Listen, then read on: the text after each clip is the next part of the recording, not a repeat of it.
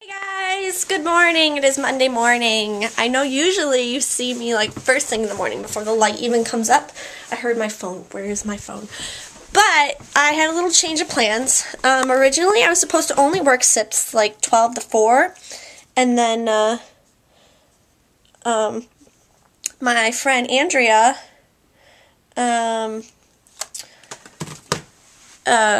who am I talking about? Oh, my friend Andrea, she hurt her knee, so I am filling in for not only one, but 2 classes for her today. I will be going to 2 different colleges to teach Zumba, and I just figured, like, it's more money. Like, I love working at SIPs. I'm going to have to stop by there because I have to place the orders. But it's like, I love Zumba, so any chance that I have to, like, teach Zumba, then I try and do it.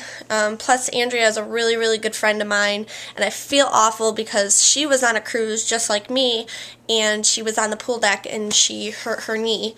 So I've been trying to help her out as much as I possibly can. You know, us Zumba instructors, we try to stick together. My phone just keeps going off.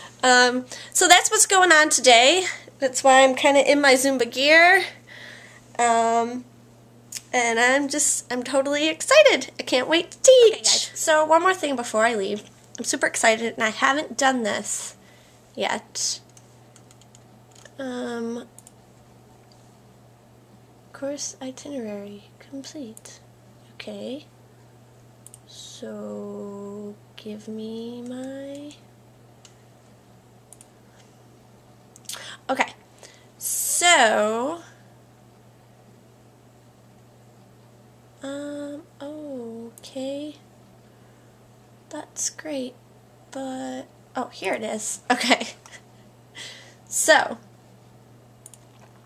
we are going to print something off that's very important that I have been waiting to print because now I have frames for it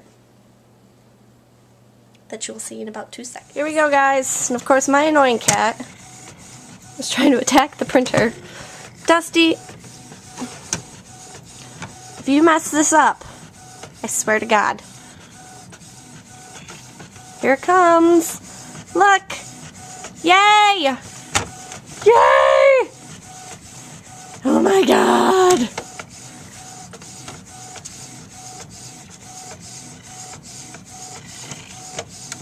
Zumba car, bitches. What? Look at that. It's gorgeous, right? And all I have to do is I gotta cut it down to size. I just finished teaching at Nazareth. It was fun. Not a lot of people, and they were kind of quiet. But that's okay. I'm gonna get them riled up. I teach again on Saturday for Andrea. And she says that Saturday classes are pretty big at Nazareth, so hopefully they'll be a little bit more energetic. I tried to get them going, and I think just because I was new and they've never seen me before. You know, sometimes it's kind of scary when you get a new instructor and you don't, know anything about them. I was supposed to teach MCC today, but she said somebody else has the key, and so she's just gonna let them do it, which, whatever, I don't care, it doesn't matter to me. You know, now I can go and do what I need to do. Get some stuff for dinner, so Don will be happy when I call him and tell him I'm not gonna teach MCC.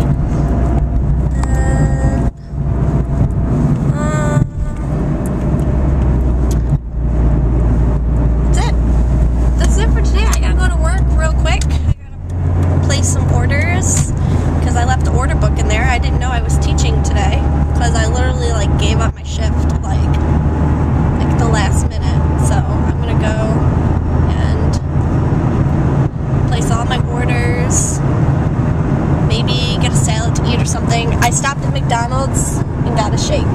Does that surprise you? I mean, St. Patrick's Day is over with, so the Shamrock Shake is not going to be around much longer, so I need to eat it as much as possible. Eat it, drink it, whatever. Do you drink a shake or do you eat a shake? You drink a shake, right? Yeah, because you drink it through a straw. So, that's what's going on. Hey guys, so I'm home, and it's snowing again. Look at this crap. Can you see it? Maybe you can see it. It's like on the ground. It's just so crappy out. Like, really. I keep saying this over and over again because, like, when I look outside, I really, really, like, can't believe this. Like, David races, not this weekend, not the next weekend, but the weekend after that. That's like 2 weeks away. So, how is he gonna race if he keeps doing this? Like, all the time. And I thought for sure at one point it was going to be okay because, was it last week or the week before? I don't remember. But it was warmer. And I was like, oh, okay, but then it snowed. And I woke up and there was like snow on my car and stuff like that. This does not make me happy at all. It makes me sad. That's okay. Well, it'll be gone, hopefully. Maybe. Guys, so before I get started on making dinner, I try to do this every time I make a big dinner, which happens usually only like once a week. Sometimes twice a week, depending on what I'm doing for Zumba or working at SIPs and stuff like that. But tonight, I am making pork chops with mushroom sauce. Here it is. Well, this is what it's supposed to look like when it's done. Okay? If you want to know where it comes from, I love Rachael Ray, and it is in this magazine, the Everyday one, and I believe it is March 2013. It's not going to focus, but this is the magazine, and it is on page, do not know, 114. It's on page 114. It's like the skillet stuff, but I unfortunately do not own a skillet. When Rachael Ray starts to make her own skillets, then I'll buy a skillet. Unless she does. Does she make her own skillets? Someone let me know in the comments down below. But that's what I'm going to make for dinner. And we'll get started right now. So I started making the dinner. I have 1.5 tablespoons of butter in there. It might be a little more. And then I have all my mushrooms ready. I have my jar of wine open. This, actually, I've never had this wine before. It's called Drops of Jupiter, which, get it? The lead singer of Train makes this. That's why it's called Drops of Jupiter. Get it? I got my meat all out, ready for room temperature. Ooh, you need to calm down, butter. Calm down, butter. Okay, and then we're going to use beef broth and Dijon mustard. Don't make fun of the cups that need to be washed.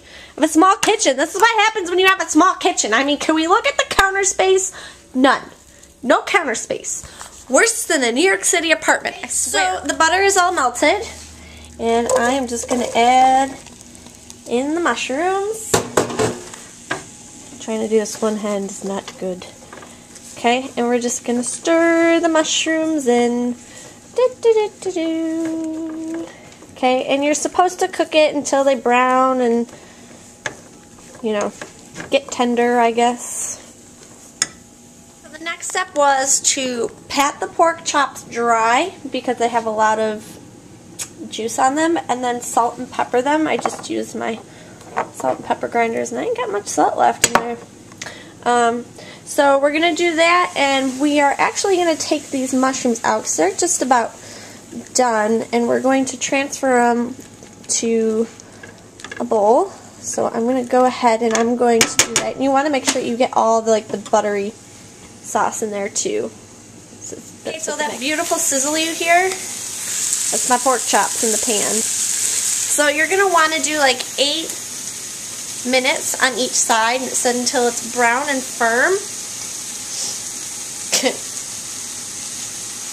Insert joke there.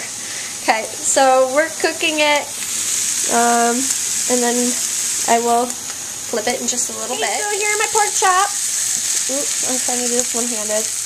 They're nice and brown on both sides. Looking good, looking good. So we're going to transfer them to the plate. Okay. Now we got all these little brown bits on the bottom. So what do we do? Garlic and wine, obviously. There's also a little bit of onion in there. It calls for shallots, but I don't have any shallots. I forgot them. But the onion and the garlic, I think, will work out okay. So anyway, so we're going to cook this until it reduces down.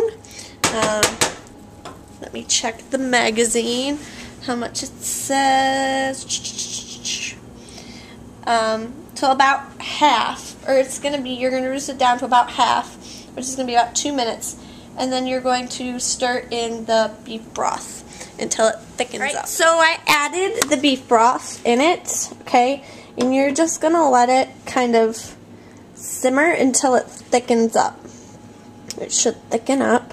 So here's the sauce. It's 3/4 cup of beef broth, if you wanted to know. So this is what we're hoping to get again. So the next thing we're going to do is to stir in the wine, reduce by half, 2 minutes, stir in the beef broth, boil until thickened slightly, so it's been about 2 minutes.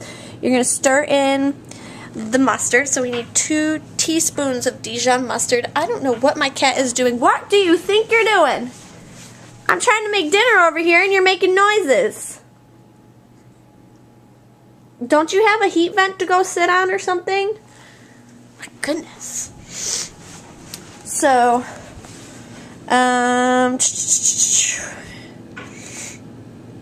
do you hear him in there? I just yelled at him and he just keeps going. So we're going to stir in the mustard, and then you can add thyme, which I also forgot to get. My bad. And then you're going to do another 1.5 tablespoons of butter until it's melted. So that's the next. So I got I'm trying not to use so when I start talking. I put in the mustard. I've got the last bit of the butter that goes in it.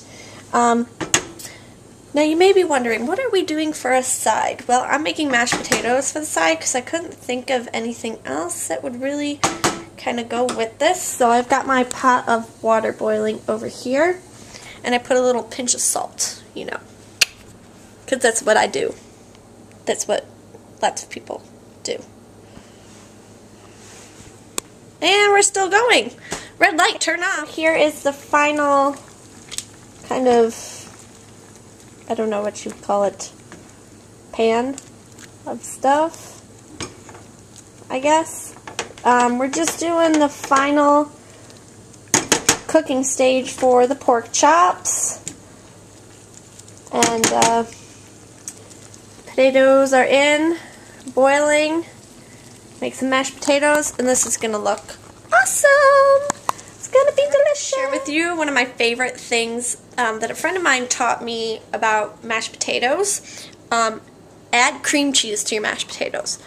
No butter, no milk, cream cheese. And the best thing is, if you can get like flavored cream cheese, like onion and chive or vegetable, and you add that to it, so good. You cannot go wrong. Trust me, try cream cheese, okay? Even if it's just plain old cream cheese, just try it. Dun, the finished product. Let's see, does it look like the magazine? No, because mine looks better. Mine has creamy mashed potatoes on it. Haha, I beat you, Rachel Ray magazine. I win.